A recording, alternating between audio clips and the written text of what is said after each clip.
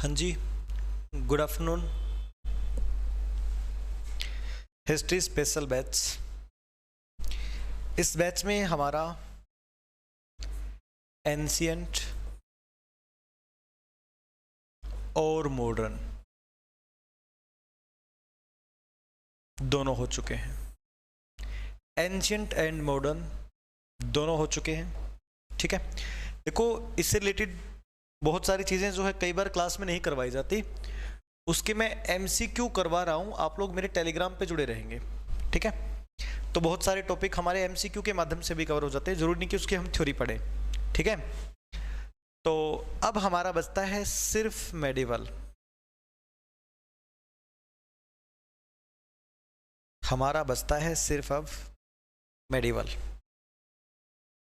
अब हम मेडिवल पढ़ेंगे, मध्यकालीन भारत पढ़ेंगे। कमेंट करके बता दो एक बार कौन कौन जुड़ चुका है। इतिहास जी, अच्छा आपका नाम क्या है? इतिहास आपने लिखा हुआ है इतिहास, नाम क्या है आपका? बताएं जी, और लोग भी जुड़े, बताएं। अब हम पढ़ेंगे मेडिवल।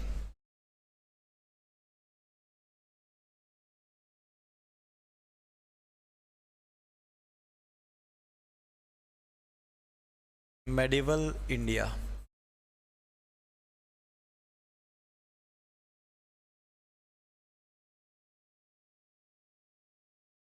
मध्यकालीन भारत 712 से लेके 1857 तक।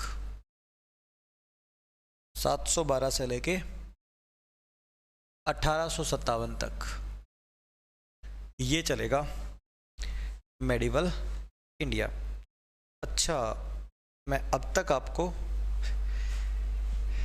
ठीक है, मुझे अब पता लगा।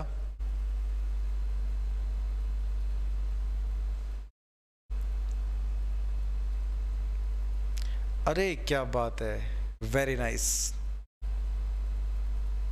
बहुत बढ़िया। देखिए जी, मेडिवल इंडिया, मेडिवल इंडिया में मुसलमान भारत में एंट्री करेंगे, और ये सिलसिला तो तब से ही शुरू हो चुका था जब हर्षवर्धन की डेथ हुई थी। हर्षवर्धन के मरने के बाद ये देश टुकड़ों में बंट चुका था। सोने की चिड़िया तो ये था ही, गुप्त काल में भी आपने देखा होगा, भारत सोने की चिड़िया था, और इस सोने की चिड़िया का हो चुका था विभाजन। अनेक टुकड़ों में बंट चुका था ये देश, और अब इस देश पे खतरा मंडरा रहा था अटैक होने का। कोई भी अटैक हो सकता था, लेकिन इस दिशा से नहीं, क्योंकि यहां पर है बंगाल की खाड़ी, यहां पर है अरब सागर, और यहां पर है हिंद महासागर। हिंद महासागर, देखिए जी, यहां पर है हिमालय पर्वत। तो भारत जब हर्षवर्धन के मरने के बाद टुकड़ों में बट गया था, तो भारत में अटैक होंगे, लेकिन इन तीन दिशाओं से नहीं हो सकता। अब अटैक होंगे सिर्फ उत्तर पश्चिम से। उत्तर पश्चिम में थे मुस्लिम कंट्री, तो हमला करेंगे मुसलमान। एक देश है अरब जहां से इस्लाम की उत्पत्ति हुई थी। देखिए, भारत में मुसलमानों के आने का एक रास्ता है, हिंदकुश पहाड़ी। हिंदकुश पहाड़ी के अंदर एक दर्रा है, खैबर दर्रा। हिंदकुश पहाड़ी में एक दर्रा है जिसका नाम है खैबर दर्रा। खैबर दर्रे से अटैक होंगे भारत के अंदर, ठीक है, हिंदकुश पहाड़ी के खैबर दर्रे से। तो ऐसा हुआ था, एंशियंट में देश टुकड़ों में बट गया था, सोने की चिड़िया, लूटपाट करेंगे लोग। अब अरब में एक व्यक्ति जिसका नाम है हजाज बिन यूसुफ। हजाज बिन यूसुफ अरब का प्रशासक, अरब के राजा हजाज बिन यूसुफ अपने एक सेनापति को भेजते हैं भारत की तरफ। सेनापति का नाम है मोहम्मद बिन कासिम। मोहम्मद बिन कासिम। तो भारत में हमला करने वाला पहला मुसलमान मोहम्मद बिन कासिम होगा।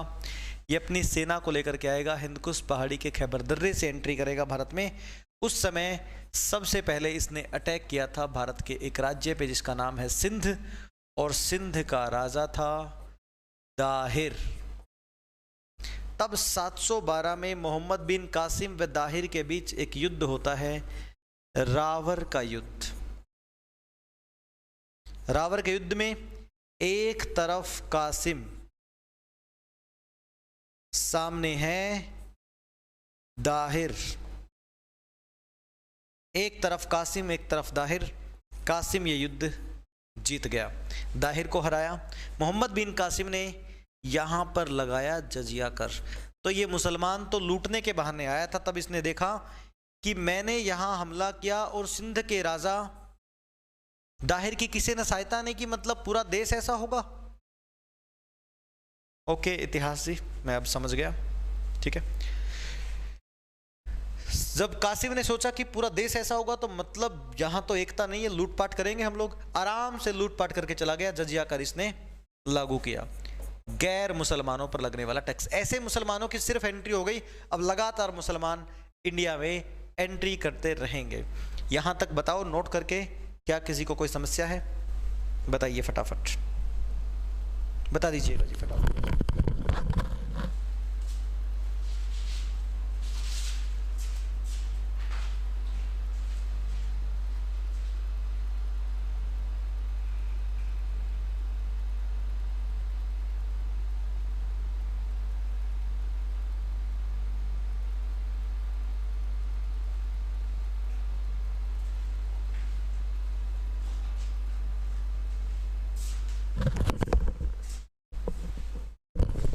नमस्कार सोतम शेखर। वैसे आपका नाम क्या है? अच्छा निशा, सॉरी, इस पे जो लिखा हुआ था, ठीक है। बताएं फटाफट इसके बारे में, नोट करें। सेम ऐसे ही, मतलब एक दौर जा चुका, हिंदुओं वाला टुकड़े हो गए, अब मुसलमान लूटपाट के लिए आए थे, दाहिर को लूटा, फिर मनोबल बढ़ा, अब पूरे हिंदुस्तान को लूटेंगे। हाँ, गांधी जी के पार्ट 3 नहीं करवाया है मैंने, उसको मैं करवाऊंगा, वो उसमें थोड़ी दिक्कत थी, वो मैंने डिलीट कर दिया था और बाद में समय लगा नहीं मेरे को, करवाऊंगा उसको भी।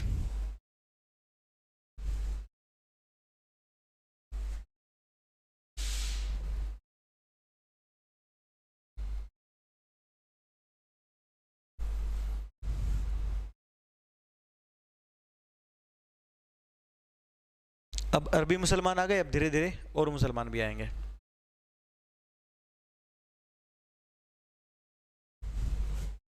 पहला मुस्लिम अटैक अरब से हुआ, मोहम्मद बिन कासिम ने किया 712 में राजा दाहिद के समय में सिंध के ऊपर।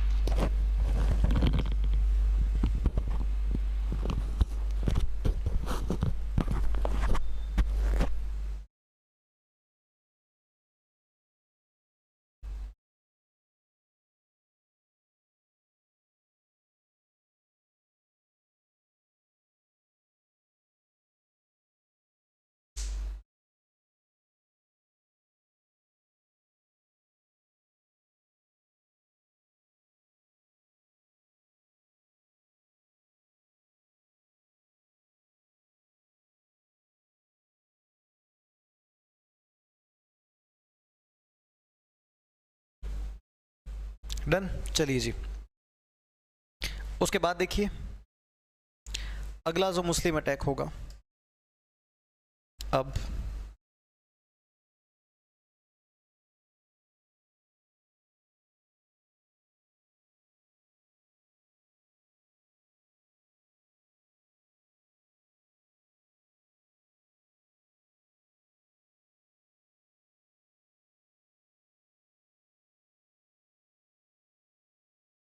देखिए जी, अब एक शहर है अफगानिस्तान में जिसका नाम है गजनी। पहले मैं आपको गजनी का बैकग्राउंड बताता हूं, ठीक है। गजनी की स्थापना एक तुर्की मुसलमान जिसका नाम है अल्पतगेन,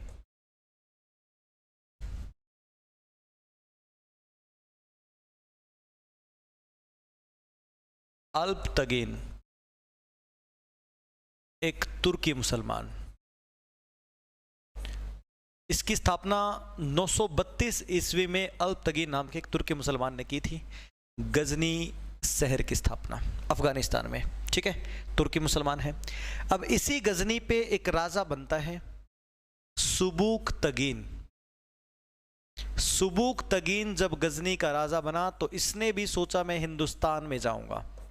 तो गजनी के अगले राजा अल्पतगीन के बाद उसी का दामाद सुबुक तगीन गद्दी पर बैठता है और ये हिंदुस्तान में 986 में हमला करता है। इसने 986 में भारत पे हमला किया। पहला हमला मुसलमानों का हुआ था सिंध में, अगला हमला हुआ मुल्तान में। अगला स्टेशन पड़ता है मुल्तान। मुल्तान का राजा था जयपाल। मुल्तान में हमला किया। इसको आप कहेंगे भारत में सेकंड मुस्लिम अटैक, भारत में दूसरा मुस्लिम आक्रमण। दूसरा मुस्लिम आक्रमण 986 में हुआ। किसने किया? सुबुक तगीन ने किया। क्या आप इसको पहला तुर्की आक्रमण कह सकते हैं?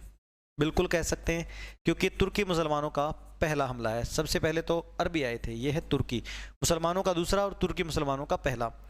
ये हमला हो गया असफल, क्योंकि मुल्तान के राजा जयपाल ने सुबुक तगीन को हराया। हालांकि कुछ हिस्सों पे कब्जा तो कर पाया, लेकिन बात नहीं बनी। ठीक है, अच्छा जी, तो कीजिए यहां तक नोट। ये दूसरा हमला होगा।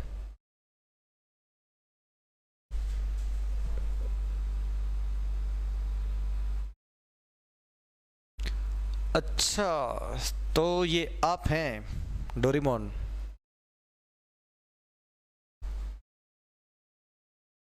Very good.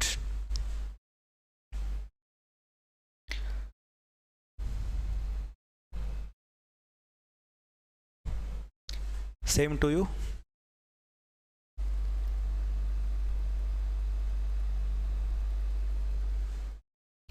बताएं फटाफट।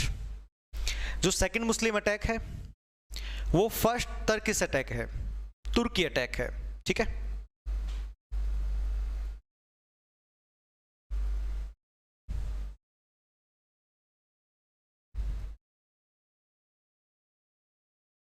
मुझे भी ऐसा ही लगता है जब मैं देखता हूं तो। बताएं जी फटाफट। अल्पतगीन ने गजनी को बसाया। गजनी की स्थापना 932 में हुई जी। Thank you very much. Subuktigin दूसरा अटैक करता है भारत पे। इससे पहले हो चुका था अटैक 712 में। ठीक है, तो मुल्तान के राजा जयपाल पावरफुल तो थे, इसलिए इसको हरा दिया। अब सुबुक तगीन का बेटा गजनी की गद्दी पर बैठेगा, जिसका नाम है महमूद गजनवी। अब हम पढ़ेंगे महमूद गजनवी को। ठीक है, सबको समझ में आ गया? निशा, पुरुषोत्तम, डोरेमोन, सबको समझ में आ गया? बताएं।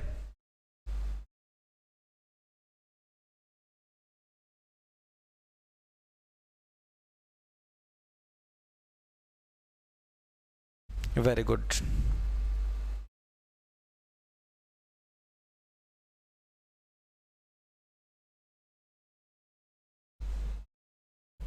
अब देखिए, गजनी का अगला शासक बनेगा इसी गजनी का राजा महमूद गजनवी। बहुत बढ़िया। देखिए जी, अब हम पढ़ते हैं महमूद गजनवी को।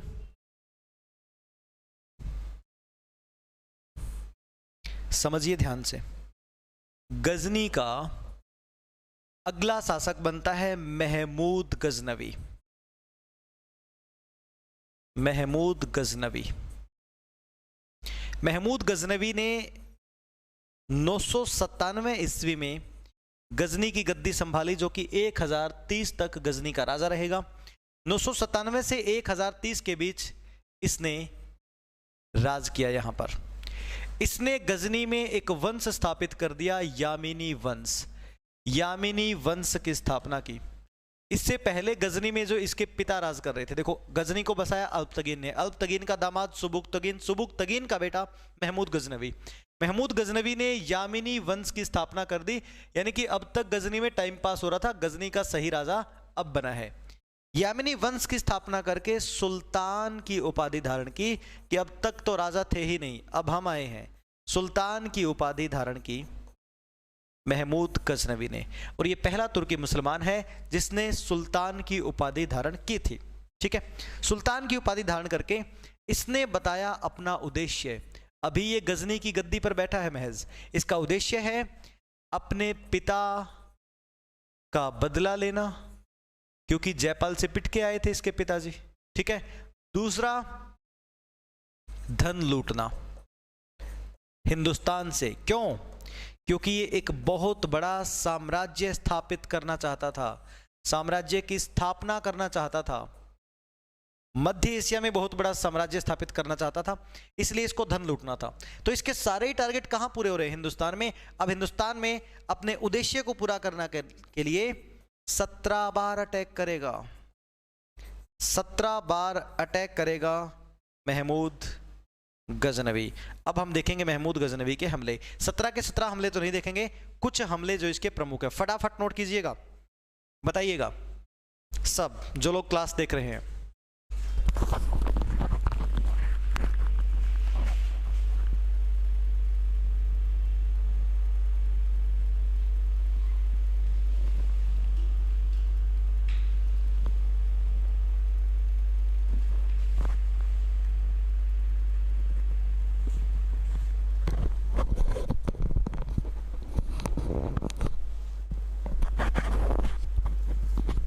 बताइए जी।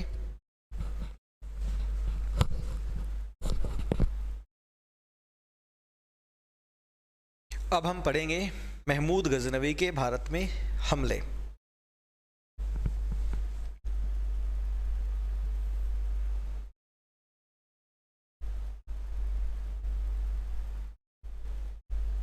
कहां गए सब?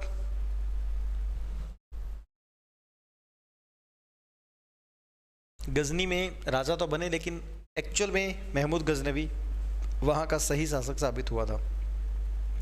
ये पहला ही व्यक्ति है जिसने सुल्तान की उपाधि धारण की है, पहला तुर्की मुसलमान।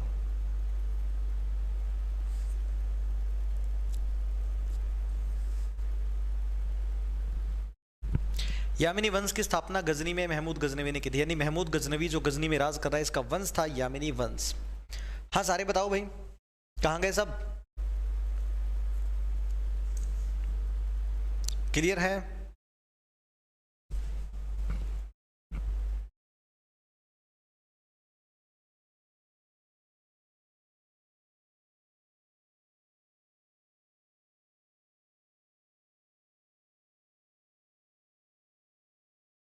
डन। चलिए जी, अब देखिए महमूद गजनवी के प्रमुख हमले।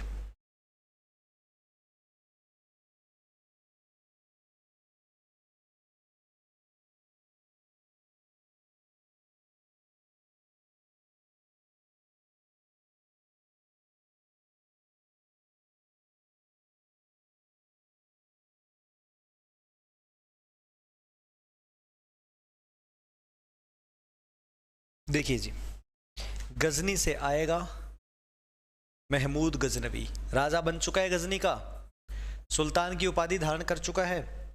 अब हमें देखना है इसके हमले। गजनी में यामिनी वंश स्थापित किया है, अभी भारत में तो आएगा, ये भारत में राज करने नहीं आएगा, लूटपाट के लिए आएगा बस। ठीक है, तो देखिए महमूद गजनवी के प्रमुख हमले। गजनवी के आक्रमण।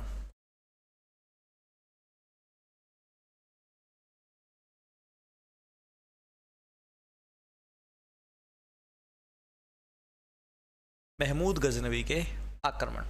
देखिए, इसका एक हमला फेमस है 1001 का, 1008, 1009, 1014, 1025 और 1027, ये हमले इसके फेमस रहे हैं। ठीक है, डोरेमोन जी गुस्सा आ रहा है मुझे। देखिए जी, 1001 में वहिंद की पहली लड़ाई,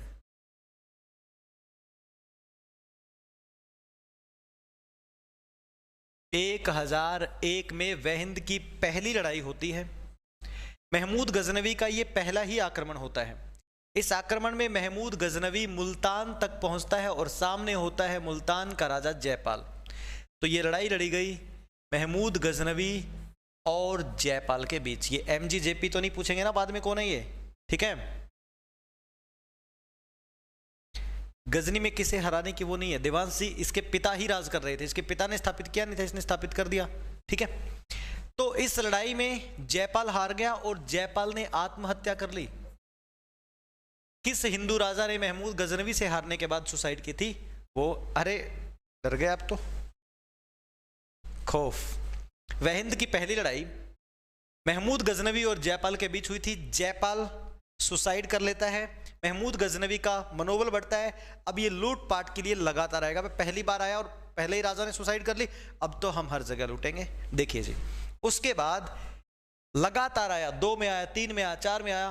फेमस हुआ 1008 में जब इसने आनंद पाल को हराया। 1008 में आनंद पाल को हराया। आनंद पाल कौन है? ये जयपाल का बेटा है। 1009 में कांगड़ा में हमला कर दिया जी। कांगड़ा हिमाचल प्रदेश में हमला कर दिया और ये हमले में महमूद गजनवी ने लूटा सोमनाथ के मंदिर को, सॉरी ज्वालाजी मंदिर को। इस हमले में महमूद गजनवी ने लूटा ज्वालाजी मंदिर, हिमाचल प्रदेश में है, कांगड़ा में। ज्वालाजी मंदिर को लूटा महमूद गजनवी ने और यहां से करीब करीब 7 लाख दिनार सोने के लूटे। 7 लाख दिनार सोने के यहां से लूटे और करीब करीब 700 मन चांदी। सोचिए कितनी लूट यहां से ले गया। यहां पे आया, यहां पे आया, यहां पे आया, कांगड़ा हिमाचल प्रदेश तक पहुंच गया। लगातार आगे बढ़ता गया, करता गया अटैक। 1014 में थानेसर में आया, थानेसर में हमला किया, थानेसर हरियाणा में। और यहां से भी हिंदू मंदिरों को तोड़वाया। एक मूर्ति यहां से लेकर के गया था, चक्कर स्वामी की मूर्ति। चक्कर स्वामी की मूर्ति यहां से ले गया।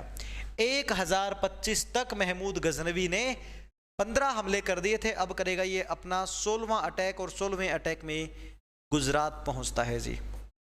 गुजरात में ये पहुंचा सोमनाथ मंदिर के लिए, सोमनाथ मंदिर को लूटने के लिए। 1025 में सोमनाथ मंदिर के लिए गुजरात में अटैक किया। उस समय गुजरात के राजा थे भीम प्रताप। भीम कुछ कर ही नहीं पाए, ठीक है। दिनार होते हैं सोने के सिक्के, सोने के सिक्कों को दिनार बोलते हैं। सोमनाथ के मंदिर को लूटा इसने और अब की बार लूट इतनी ज्यादा हुई कि यहां से इसने लूटे 20 लाख दिनार। सोने के कितने दिनार लूटे? 20 लाख दिनार। और 20 लाख दिनार 300 ऊंटों पर लेकर के जा रहा था, वो भी कम पड़ गए। ये इतना सोना था कि 300 ऊंट भी कम पड़ गए। महमूद गजनवी ने सबको ओवरलोड कर लिया और ले जा रहा था पंजाब के रास्ते से। रास्ते में मिल गए जाट। जब ये 300 ऊंटों पर लेकर के लूटपाट करके सोमनाथ के मंदिर का सोना ले जा रहा था तो रास्ते में जाटों ने इसको लूटा जी। रास्ते में जाटों ने महमूद गजनवी को लूट लिया, इसका सारा सोना लूट लिया। एक ही झटके में जाटों ने इसको कंगाल कर दिया। उसके बाद एक बार फिर आया, अब की बार स्पेशल टाइम निकाला जाटों के लिए। 1027 में 50,000 जाटों की हत्या कर दी। 1027 में 50,000 जाटों की हत्या कर दी। ये था इसका आखिरी अटैक। बताइए मुझे, यहां तक किसी को कोई दिक्कत है या नहीं? सब के सब कमेंट करेंगे, ठीक है? पहले इसको नोट करेंगे फिर कमेंट करेंगे।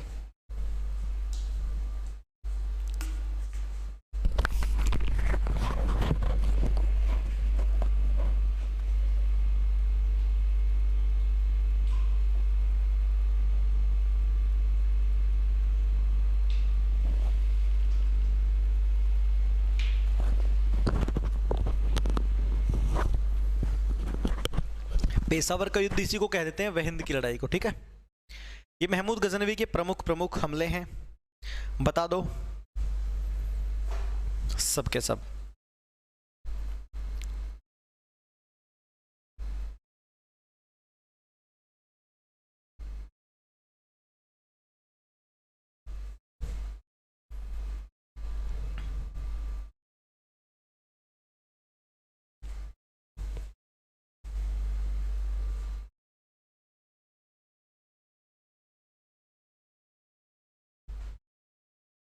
बताइए जी।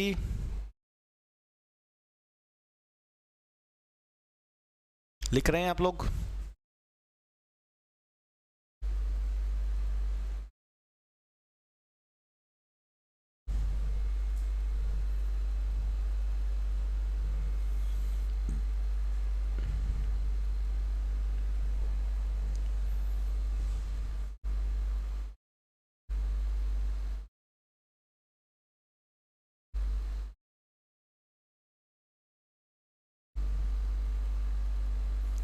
डोरेमोन स्टूडियो पहुंचे एक बार आप।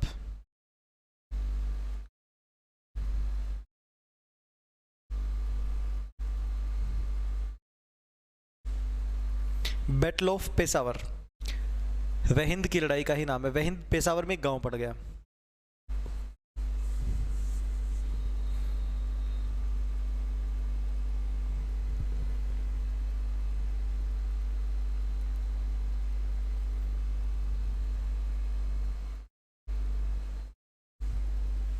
डन।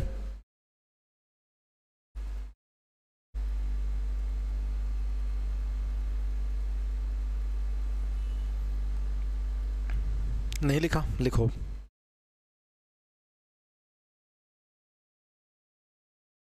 देवांश समझ में आ रहा है ना सब कुछ?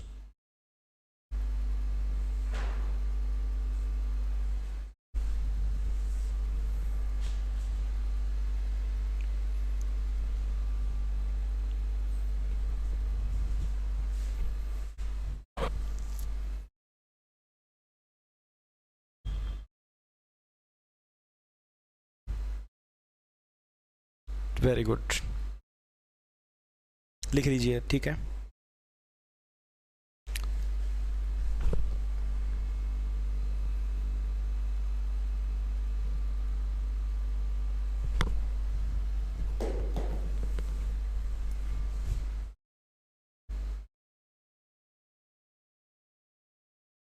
लिखते लिखते याद हो जाएंगे, कोई बड़ी बात नहीं है, अगर अच्छे से देखा होगा, समझा होगा।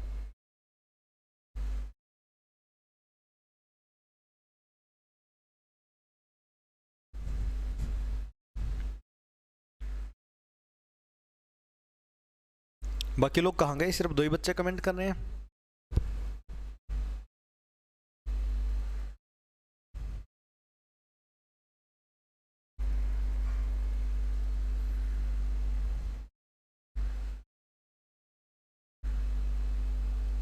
कौन कौन है प्रेजेंट?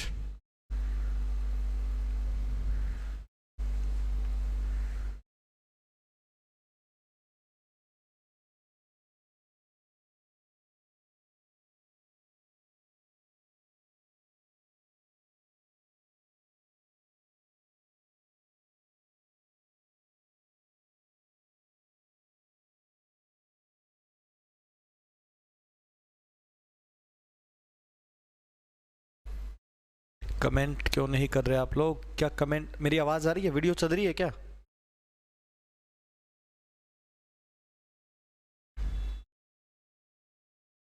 डन। सिर्फ 2 लोग ही कमेंट कर रहे हैं, बाकी सब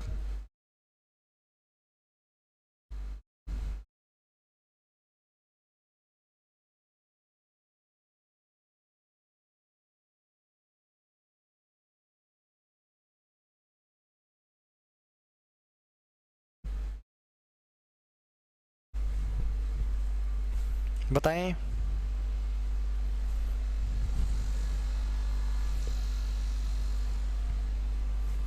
चलो फिर देखिए आगे। महमूद गजनवी का ये आखिरी हमला था, इसके बाद महमूद गजनवी आया नहीं। तो गजनवी 1030 में मृत्यु हो जाती है। महमूद गजनवी की 1030 में मृत्यु हो गई मलेरिया के कारण। महमूद गजनवी की मृत्यु हुई थी मलेरिया के कारण, 1030 में मृत्यु हो गई। इसके समय के दो इतिहासकार थे। महमूद गजनवी के समय के दो इतिहासकार थे, एक का नाम है अल बरूनी और दूसरे का नाम है फिरदौसी। अल बरूनी व फिरदौसी। अल बरूनी ने लिखी थी तहकीक ए हिंद,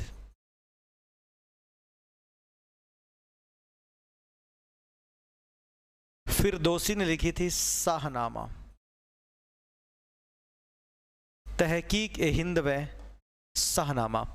तहकीक ए हिंद को किताब उल हिंद भी बोलते हैं, किताब उल हिंद भी इसको कहेंगे, ठीक है। तो ये दोनों इतिहासकार महमूद गजनवी के समय के थे। कोई बात नहीं जी, वेरी गुड, ये भी अच्छा है कि काम कर रहे हो साथ साथ में, अच्छी बात है ये। देखिए जी, महमूद गजनवी को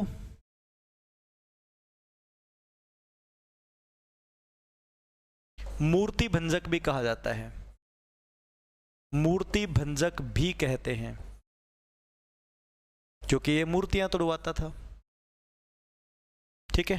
तो ये है महमूद गजनवी का इतिहास। महमूद गजनवी के मरने के बाद, जैसे 1030 में इसकी डेथ हुई, इसके मरने के 143 साल बाद गजनी को एक और ऐसा राजा मिलेगा जो हिंदुस्तान पे अटैक करेगा। यानी 143 साल तक कोई अटैक नहीं करेगा, लंबे समय तक भारत के लिए मामला शांत हो जाएगा। फिर 143 साल बाद आएगा गोरी, गजनी का एक राजा बनेगा मोहम्मद गोरी, वो भी भारत में जाएगा। अब हम डायरेक्ट पढ़ेंगे मोहम्मद गोरी को। यहां तक बताइए क्या किसी को तकलीफ है? फटाफट नोट करके मुझे बताएं।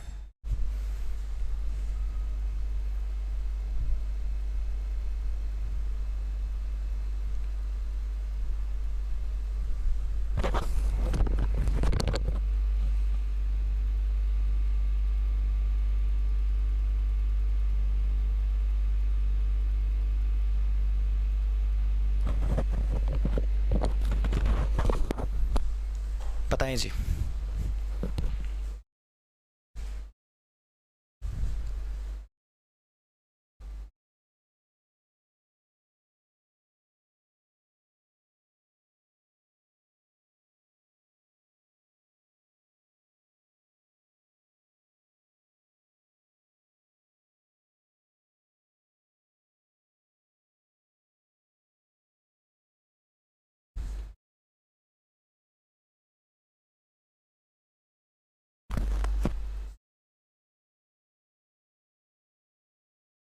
हाँ, गजनी के समय के इतिहासकार हैं, गजनवी के समय के, गजनवी के समकालीन। ये महमूद गजनवी के समकालीन है।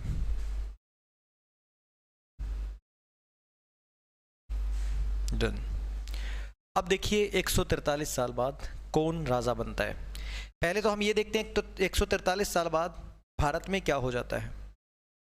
143 साल बाद भारत की भी राजनीति बदल जाती है।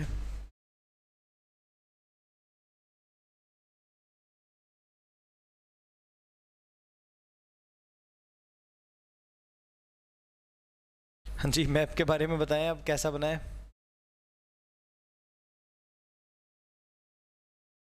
ये क्या हो गया, एक मिनट रुकिएगा।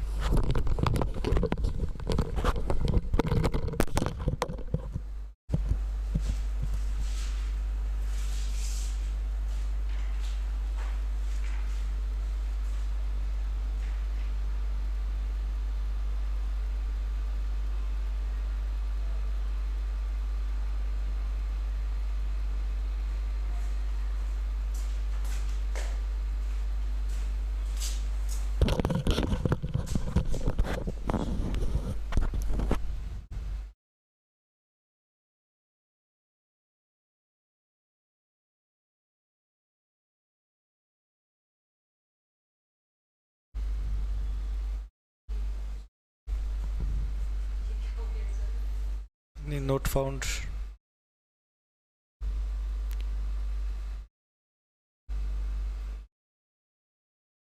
भाई टेक्निकल इशू के कारण ये क्लास बंद हो चुकी है।